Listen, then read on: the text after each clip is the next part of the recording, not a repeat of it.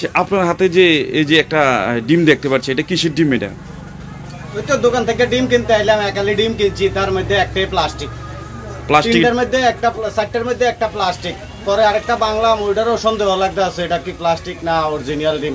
কিভাবে বুঝছেন এটা যে প্লাস্টিক? আরে ডিম যদি ভাঙা হয় তাহলে গন্ধ 60 দিন পর্যন্ত থাকে, যদি কোনো কেন শরীরের মধ্যে লাগে। কিন্তু আজকাল যে ডিম দেখলাম, এই ডিম তো গন্ধ বলতে কোনো কিছু নাই, প্লাস্টিক ফুললে দেখা যাইতেছে পুরো প্লাস্টিকের মতন চুপসা যাইতেছে।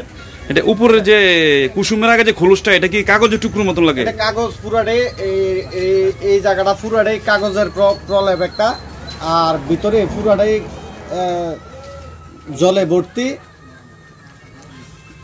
কুসুম তো কুসুম না, যেন হলুদ দিয়ে রাখছে এর মধ্যে, কুসুমের মধ্যে পুরোই প্লাস্টিকের ডিম, বোঝাই যাচ্ছে এটা একদম মার্কেটের থেকে বলে দোকানদার আনছে, ডিস্ট্রিবিউটর থেকে।